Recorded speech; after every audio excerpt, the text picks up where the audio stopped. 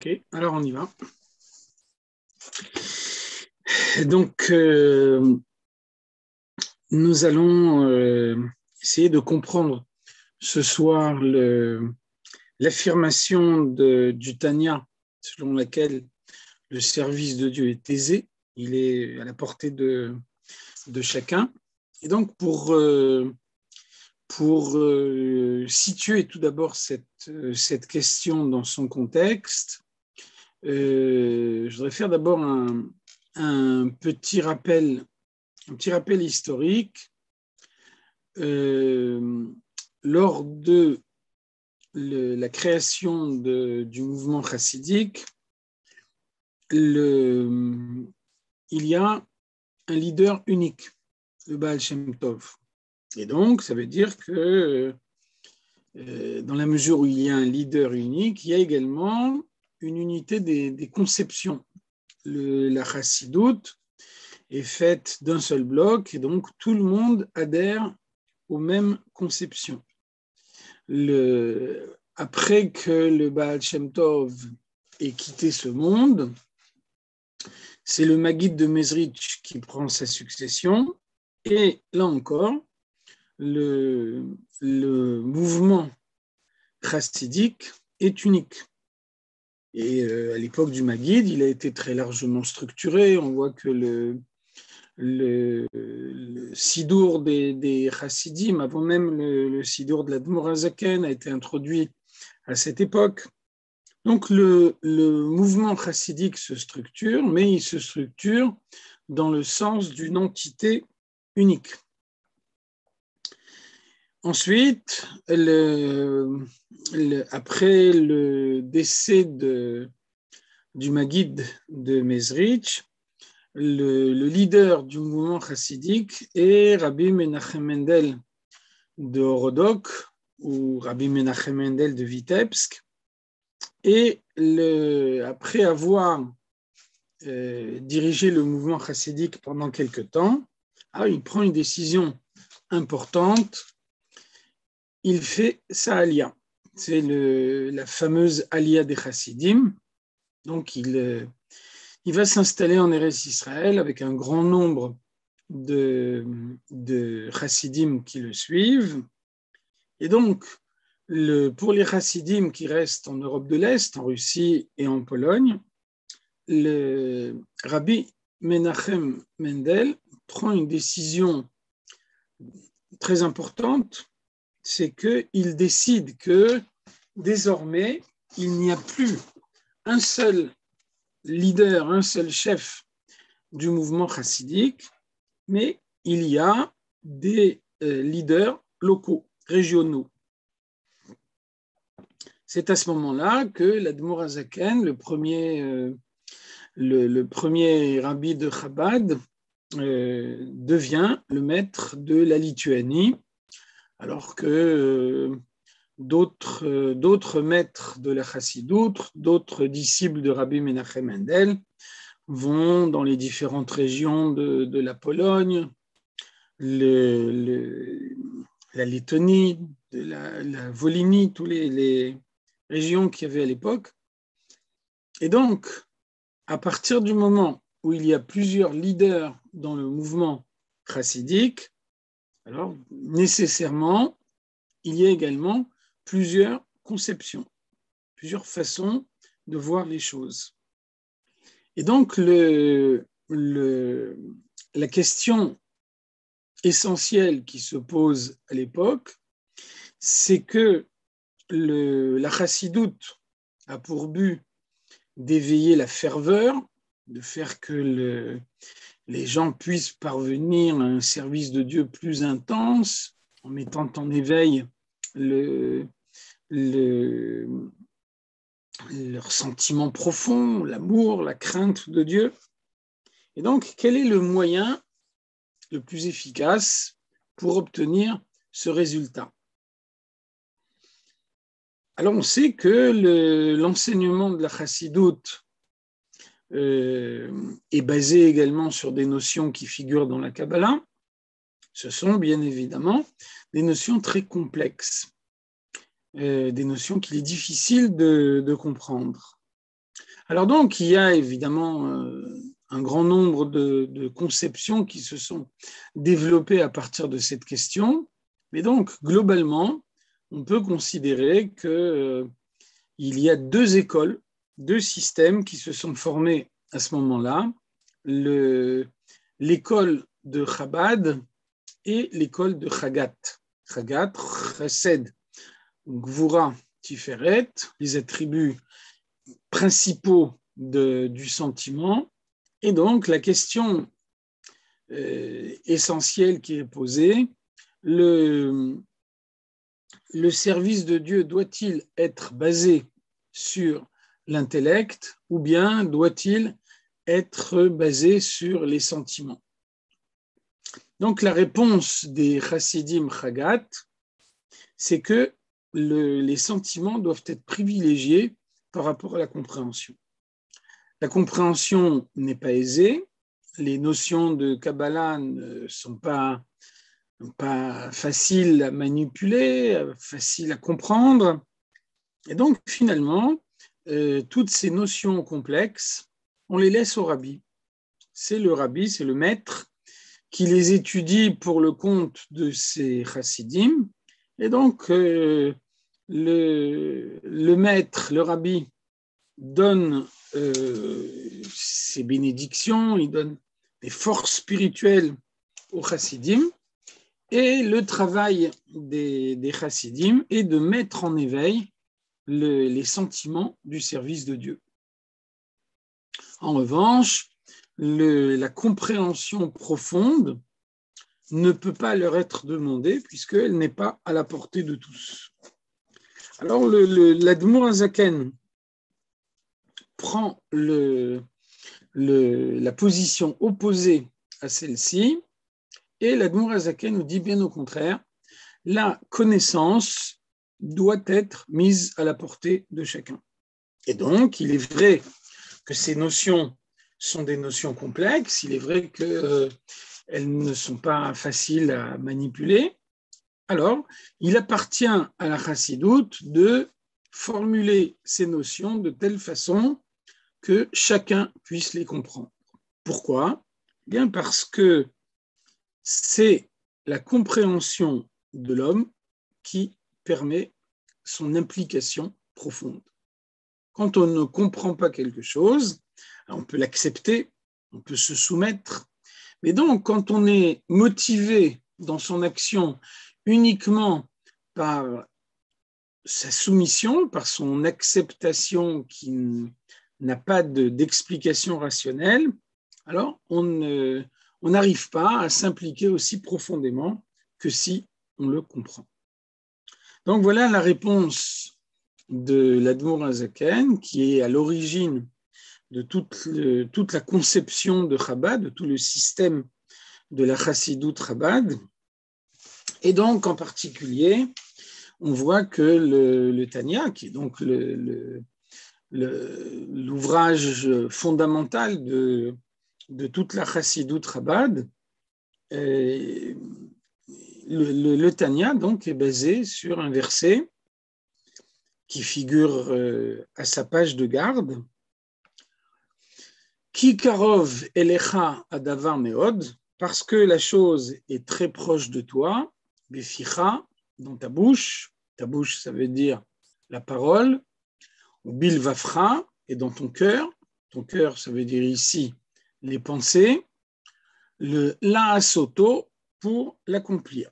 L'accomplir, ça veut dire les actions. Donc on sait que les pensées, les paroles et les actions sont ce qu'on appelle dans la chassidoute le vouché hanefesh, les vêtements de l'âme, de la même façon que le corps a des vêtements, ce sont ces vêtements qui permettent d'entrer en contact avec son environnement. On voit bien que la manière dont une personne est habillée donne des indications sur ce qu'est sa personnalité. On voit bien que on n'est pas habillé de la même façon le Shabbat et pendant la semaine, on n'est pas habillé de la même façon quand on effectue un travail ou quand on se consacre à l'étude.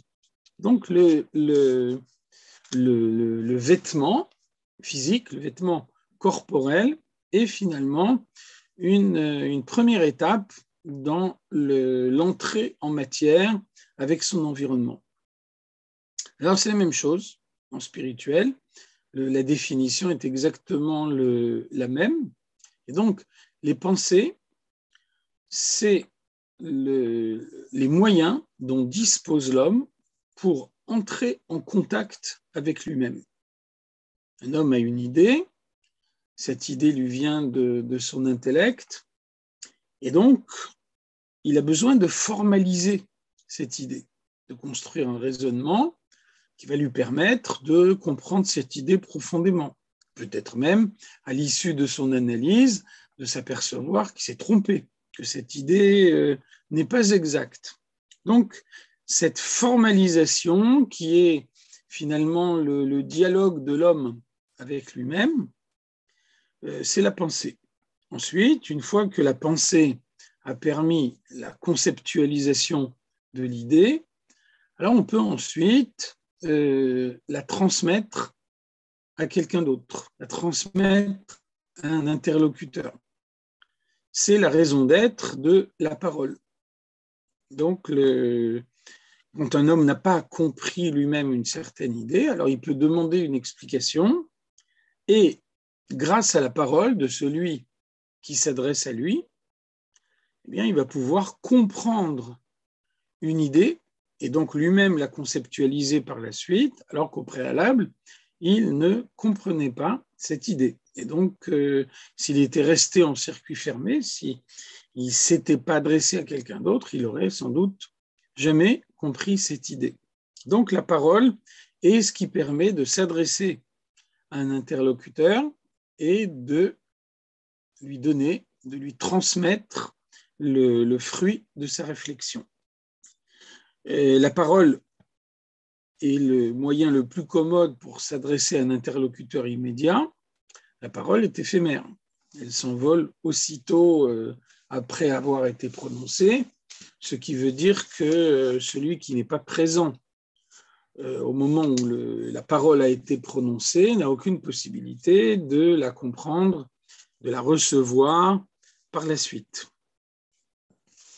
Et donc, il y a le troisième vêtement de l'âme, qui est l'action. L'action, c'est ce qui marque l'environnement de façon indélébile. Et donc, même quelqu'un qui n'était pas présent au moment où l'action a été faite peut voir ce qu'est cette action et donc ce que son auteur a voulu faire au moment où il a réalisé cette action. Donc, un peintre fait une peinture, même après le décès de ce peintre, la peinture subsiste.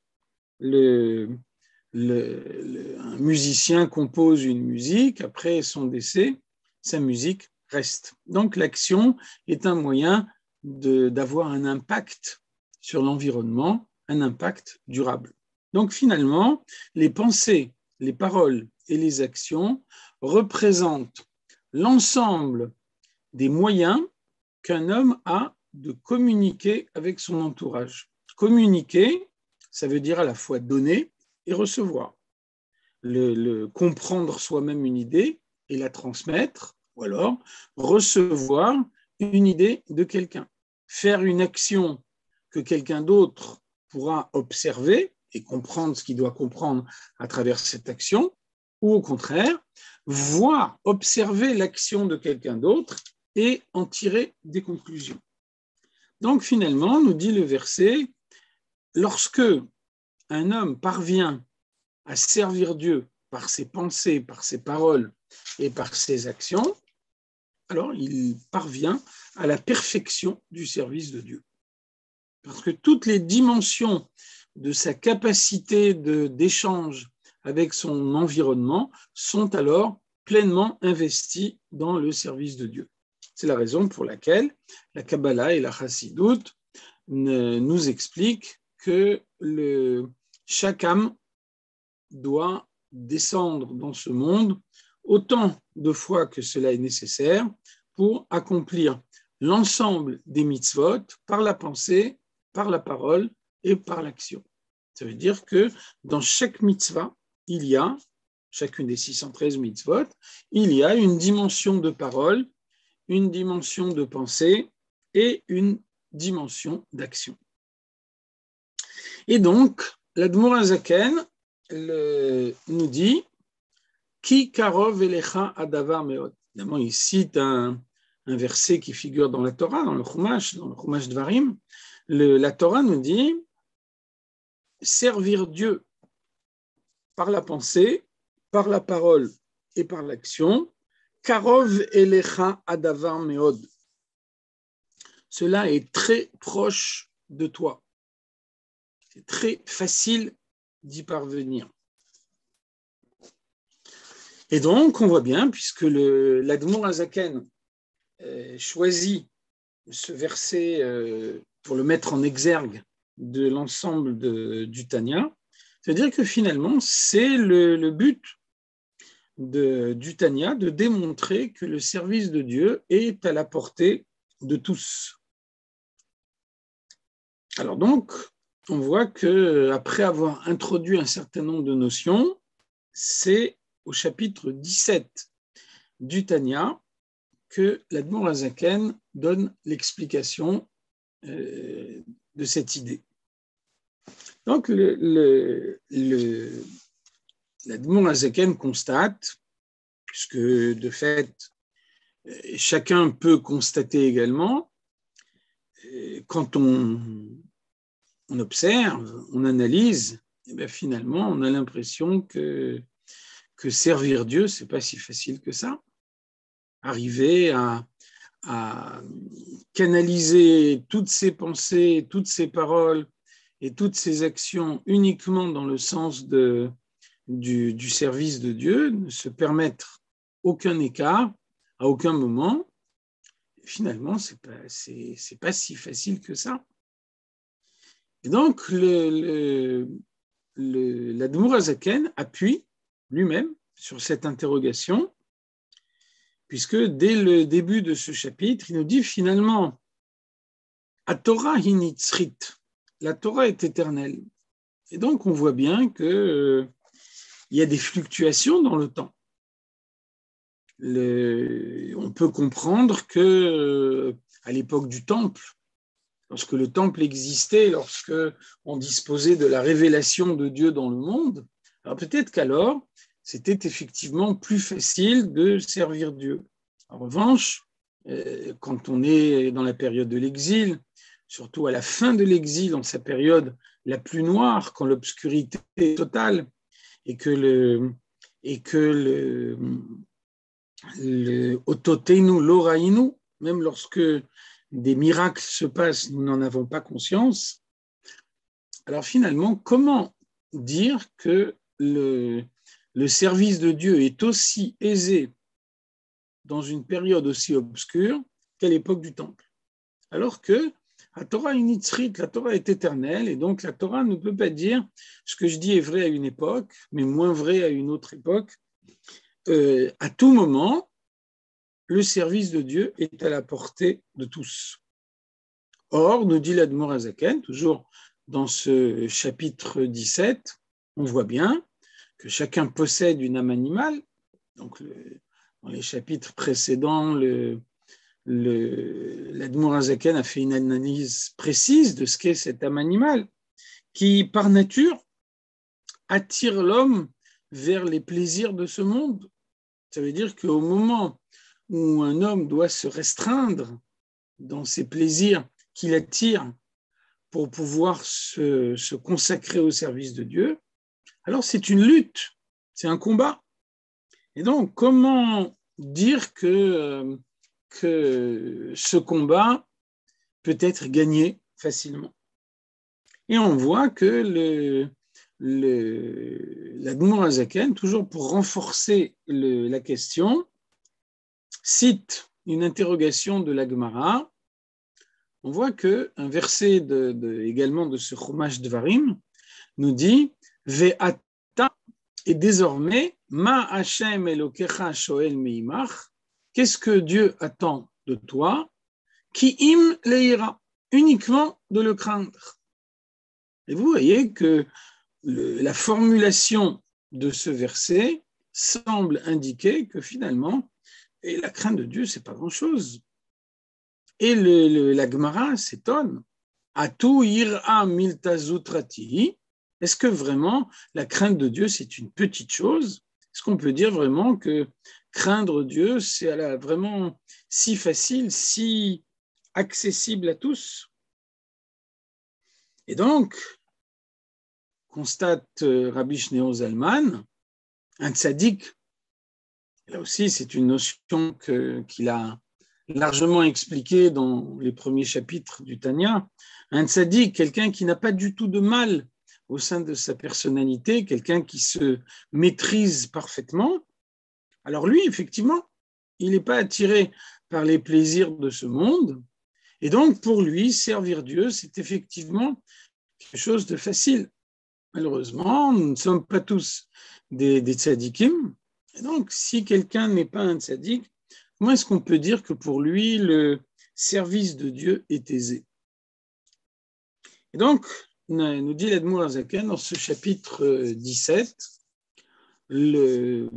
pour bien comprendre, il faut comprendre quel est le fonctionnement de la personnalité humaine. Et il faut comprendre que à la base de la personnalité humaine, il y a la compréhension. Un homme est motivé profondément par ce qu'il comprend. Il peut bien sûr agir sans comprendre. Néanmoins, un homme ne s'impliquera aussi profondément en ce qu'il ne comprend pas qu'il peut le faire dans ce qu'il comprend. Et donc, quand un homme réfléchit, alors il aboutit à une synthèse dans son esprit. C'est ainsi que nous disons tous les matins dans la tfila, Umotar ha'adam mina behema ayin, la supériorité de l'homme par rapport à l'animal est inexistante, qui akol havel, parce que dans ce monde, tout est vain. Et donc, la chassidoute donne une autre lecture de ce passage du Sidour. La chassidoute nous dit Ayin. Ayin, la force du néant, c'est la force de Chokhmah, c'est la force de l'idée qui jaillit de l'obscurité de la non-connaissance. Et donc, comment est-ce qu'il faut lire ce que le Sidour nous dit ici? Umotar ha'adam mina behema. Qu'est-ce qui fait la supériorité de l'homme par rapport à l'animal? Qu'est-ce qui fait qu'il assume pleinement sa condition d'homme? Ayin, c'est la capacité qu'il a de comprendre, d'avoir une idée, de développer cette idée et peut-être même, en fonction de cette idée, de comprendre qu'il s'est trompé jusqu'à maintenant, qu'il doit modifier son comportement. Et donc, cette capacité qu'a l'homme de modifier son comportement en fonction de ce qu'il a compris, eh bien, c'est ce qui le distingue de l'animal, parce que l'animal a des instincts. L'animal est guidé par des instincts tout au long de sa vie. Ces instincts ne sont pas le résultat d'une réflexion, et donc l'animal ne peut pas modifier ses instincts. Un homme a la possibilité de se dire, je me suis trompé, et donc je dois modifier mon attitude par rapport à ce que j'ai fait jusqu'à maintenant. Donc on voit comment à la base du comportement humain, il y a la réflexion. Quand un homme a compris une idée, cette idée éveille en lui un sentiment. Et bien plus, nous dit la chassidoute, la naissance du sentiment, l'émergence de ce sentiment est le critère qui permet d'établir si la compréhension a été effective ou non. Quand on a bien compris une idée, ça veut dire que cette idée doit donner naissance à un sentiment qui est la conséquence normale de ce qu'on a compris. Si on voit qu'on essaye de comprendre une idée et que finalement on reste indifférent par rapport à l'idée, eh bien c'est qu'on ne l'a pas comprise. C'est qu'il faut approfondir cette idée, l'étudier encore plus profondément. Et donc ça, c'est une requête qu'on peut formuler auprès de chacun. N'importe qui peut étudier, n'importe qui peut se plonger dans l'étude, n'importe qui peut essayer de comprendre jusqu'au moment où le sentiment naîtra. Et donc, nous dit l'Admour Hazaken, également dans ce chapitre 17, le passage de la compréhension au sentiment est un passage naturel. Parce que le Moach Shalit ala lev betiv'o, l'intellect dirige le sentiment naturellement.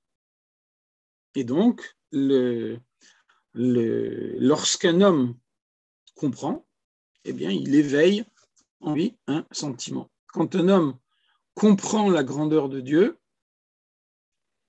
alors il peut sentir sa petitesse par rapport à Dieu et à ce moment-là, s'emplir d'un sentiment de crainte. Quand un homme comprend que malgré sa petitesse, malgré la grandeur de Dieu, il y a une proximité entre le Créateur et la créature, le Dieu est proche de chaque juif, il entend la prière de chaque juif. Alors ce sentiment de proximité met en éveil un sentiment d'amour. Et donc celui qui a bien compris doit nécessairement ressentir. Quand on ressent réellement, alors là on n'a plus aucune difficulté à modifier ses pensées, ses paroles et ses actions en fonction de ce qu'on a compris et ressenti. Donc finalement, nous dit l'Admour Hazaken, pourquoi il est facile de servir Dieu? C'est parce qu'il suffit d'utiliser le fonctionnement normal de sa personnalité. Si on demandait à un homme d'aller à l'encontre de sa personnalité, de faire des choses que naturellement il n'est pas capable de faire, donc on lui demande d'acquérir des compétences que par nature il n'a pas. Alors là, effectivement, dans ce cas-là, le service de Dieu serait difficile. Et on voit bien qu'un comportement acquis n'est pas nécessairement un comportement définitif. Ça peut être un comportement éphémère. Vous voyez que, par exemple, on arrive à apprendre à des animaux à jongler, et donc cet animal sera capable de jongler tant que son entraînement se poursuit. Si on est conduit à interrompre l'entraînement pendant un certain temps, alors l'animal aura perdu tout ce qu'il a appris, et à ce moment-là, si on veut à nouveau lui apprendre à jongler, il faudra recommencer à zéro. Qu'est-ce que ça veut dire? Ça veut dire que le comportement qui lui a été inculqué est un comportement qui n'est pas naturel. Et donc, pour pouvoir le maintenir en soi, on a besoin d'une lutte, d'un combat permanent. Et en l'absence de ce combat, eh bien, ce qui a été acquis est perdu. Alors, si le service de Dieu n'était pas une situation naturelle, ça demanderait un effort permanent, et en l'absence de cet effort, il serait impossible. Donc l'Admour Hazaken nous dit, ça n'est en aucune façon le cas. Le service de Dieu est un comportement naturel, et donc il suffit qu'un homme suive le fonctionnement naturel de sa personnalité pour parvenir à servir Dieu. Et donc, dès lors qu'on attend de lui un comportement naturel, eh bien, on ne peut pas dire que c'est difficile. On peut dire effectivement que c'est à la portée de tout le monde.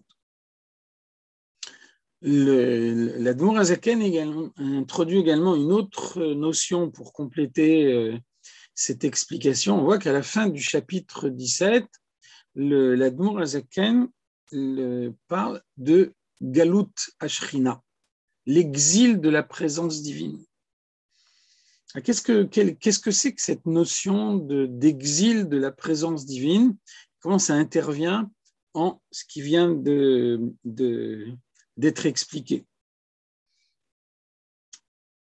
Lorsque une personne est exilée, on voit qu'il y a une différence entre l'exil et la prison. Quelqu'un qui est en prison se trouve dans une cellule entre quatre murs, et donc là, il n'est plus dans le contexte habituel de son existence. Là, il a besoin de modifier son existence en fonction des conditions carcérales. En revanche, l'exil n'est pas une prison. L'exil signifie uniquement qu'un homme n'est pas à sa place. Il n'est pas dans l'endroit habituel, dans son cadre de vie habituel. Et donc, il n'est pas libre de rentrer chez lui. Il n'est pas libre de manger ce qu'il mange quand il mange chez lui ou de faire ce qu'il fait chez lui parce qu'il est en exil, il est dans un autre endroit, il ne peut rien faire. L'exil se poursuit et donc pendant tout le temps que dure son exil, il doit se plier au fait de ne pas être chez lui. Alors comment est-ce qu'on peut parler d'exil de Dieu au sein de la création? L'exil de Dieu au sein de la création, c'est le principe de non-intervention que Dieu s'impose à lui-même, si on peut dire, au sein de la création. En effet, on aurait pu imaginer une réaction immédiate de Dieu quand quelqu'un transgresse sa volonté. On aurait pu imaginer que la punition soit immédiate. Effectivement, on voit que le Zohar pose la question « Nefesh ki techeta tevahe » quand un homme commet une faute, alors comment il peut survivre à la faute? Comment est-il concevable que quelqu'un qui va à l'encontre de la volonté de Dieu puisse par la suite continuer à vivre comme si de rien n'était, comme si il n'avait pas commis la faute? Et donc la réponse, c'est que Dieu décide lui-même de se mettre en exil. Évidemment, l'image s'arrête là. L'homme qui est exilé n'est pas exilé de son plein gré, il est exilé parce que l'exil lui est imposé. Bien évidemment, on ne peut pas imposer quoi que ce soit à Dieu. Et donc, Dieu décide lui-même de se mettre en exil, de subir cette situation dans laquelle un homme qui n'accomplit pas sa volonté continue à vivre d'une manière strictement identique et ne voit pas immédiatement la conséquence de son acte. Et donc, nous dit l'Admour Hazaken, voilà l'origine de ce qui semble être une difficulté du service de Dieu. Lorsque un homme va à l'encontre de la volonté de Dieu, Dieu n'intervient pas. Et donc, comme il n'intervient pas, eh bien, il y a la possibilité non seulement de continuer sur cette voie, mais même de s'engager de plus en plus avant sur cette voie. On voit bien dans la pratique, quelqu'un qui commet une avéra pour la première fois, l'impression que le ciel va lui tomber sur la tête, et puis ensuite, parce que précisément le ciel ne lui tombe pas sur la tête, eh bien par la suite, la deuxième avéra est beaucoup plus facile que la première. La Gemara nous dit Avar Veshana, quelqu'un commet une faute, puis il récidive, Naase Kehutralo. Il a l'impression, au final, de faire un acte permis. La récidive de la faute fait perdre la conscience de sa gravité. Et donc, c'est comme ça qu'on explique dans la Chassidoute, on dit, la Mishnah nous dit, mitzvah goreret mitzvah, Avera goreret Avera. Donc, au sens simple, celui qui a fait une mitzvah sera conduit à en faire une autre. Celui qui a fait une Avera sera conduit à en faire une autre. Alors, plus profondément, selon l'explication de la Chassidoute, la mitzvah qu'on accomplit rend plus facile la mitzvah suivante. Inversement, la Avera que l'on commet rend plus facile la Avera suivante. Alors, nous dit l'Admor HaZaken, voilà, c'est ça, la source de la difficulté du service de Dieu. Un homme prend une mauvaise habitude, comme il n'y a pas de réaction immédiate de la part de Dieu, si on avait une, le principe même du libre arbitre dans le monde serait remis en cause, comme il n'y a pas de réaction immédiate de la part de Dieu, alors l'homme a la possibilité de se mettre dans une situation d'accoutumance du mal. Et donc, quand il y a une accoutumance, quand il y a une addiction, alors là, il faut lutter contre cette addiction et c'est là que le service de Dieu devient difficile.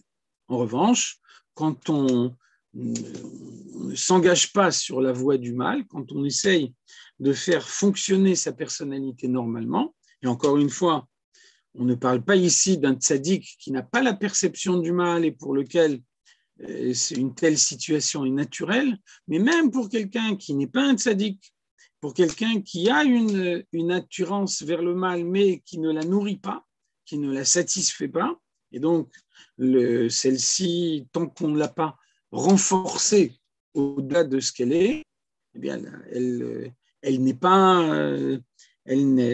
pas suffisamment forte pour conduire l'homme au-delà de la volonté de Dieu. Et donc, quand on se maintient de cette façon-là, on fait fonctionner normalement sa personnalité, on réfléchit, on essaie de comprendre. Quand on a bien compris, alors la compréhension donne naissance à un sentiment. Le sentiment rend plus facile les pensées, les paroles et les actions conformes à la volonté de Dieu. Et dès lors, effectivement, servir Dieu devient facile et à la portée de tous.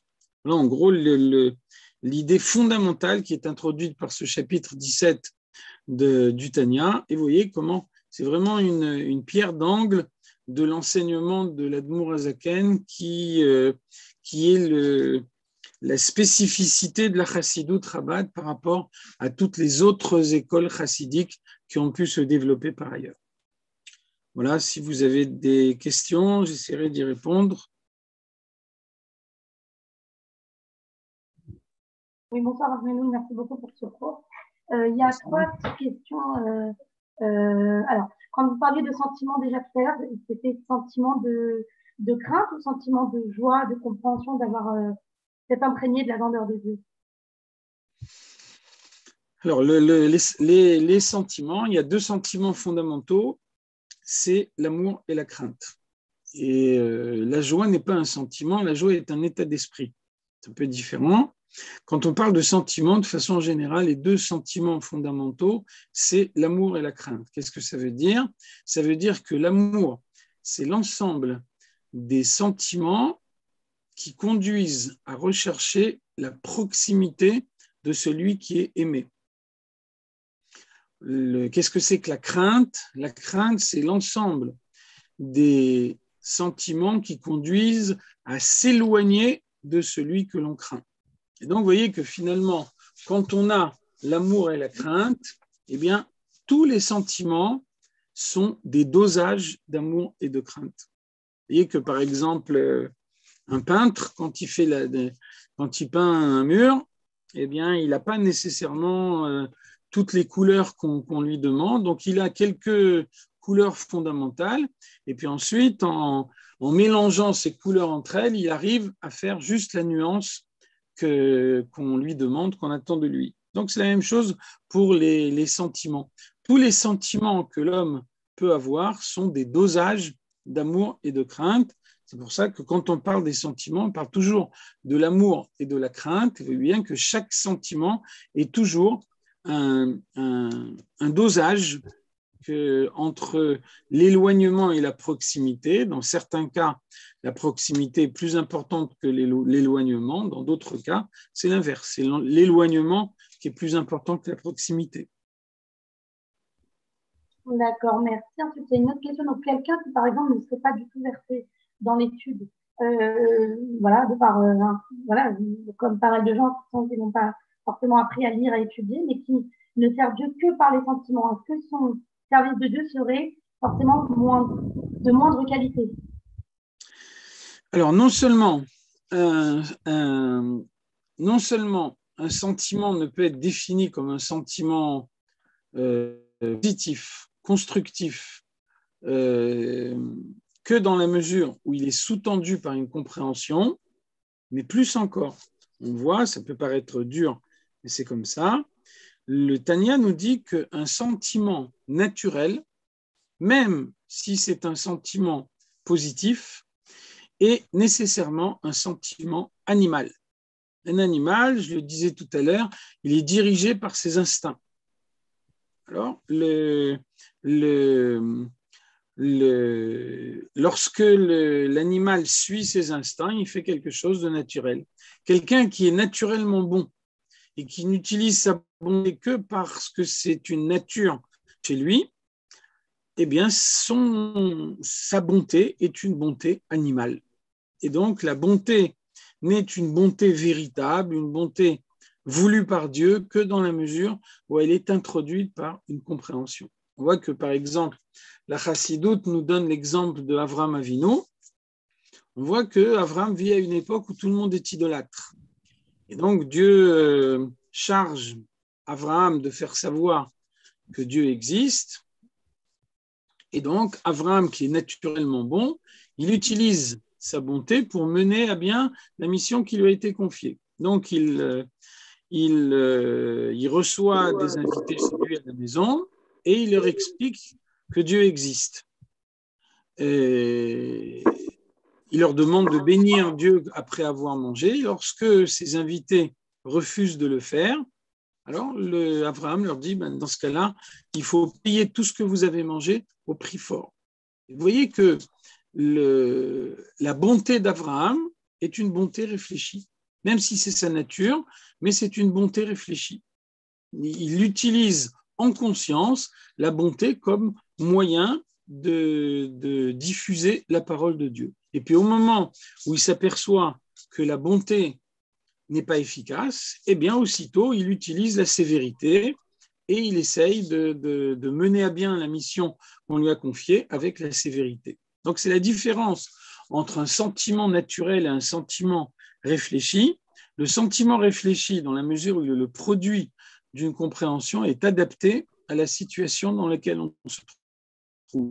Le sentiment naturel est systématiquement identique, puisqu'il n'y a pas d'adaptation, il n'y a pas de définition raisonnée, et en tant que tel, ce sentiment naturel est systématiquement animal, y compris quand il est positif. Alors, dans ce cas-là, comment faire pour qu'à chaque fois, un sentiment animal devienne un sentiment réfléchi? Eh bien, il y en a besoin de la connaissance. On ne peut pas se passer de la connaissance, et donc on a besoin d'étudier.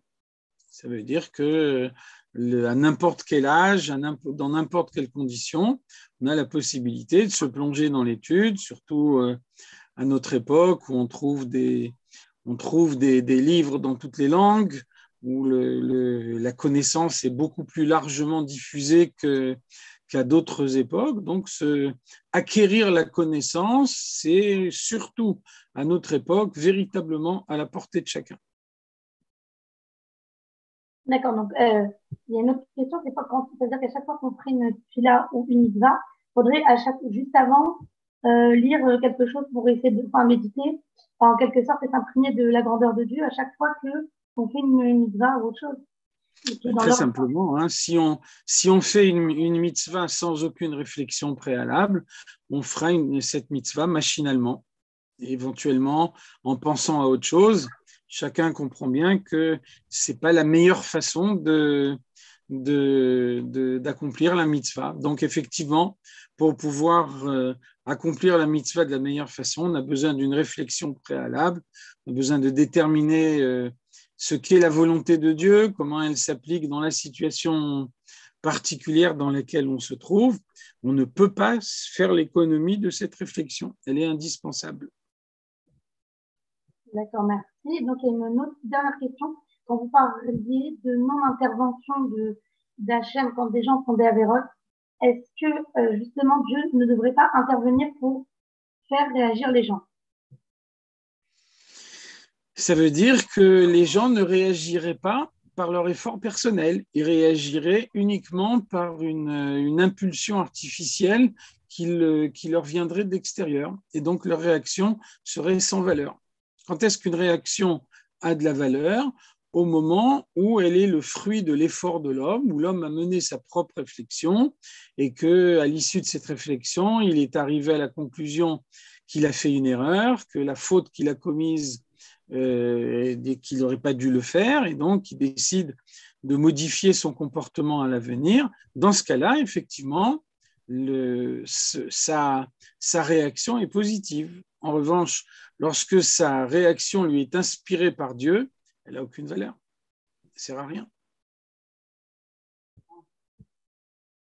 D'accord. Non, non, ok, d'accord. Je pense que il y a d'autres questions, voilà. Pour l'instant, c'est les questions que j'ai eues. En tout cas, merci beaucoup. Et peut-être on attend une minute pour voir si quelqu'un qui a encore une question, a priori.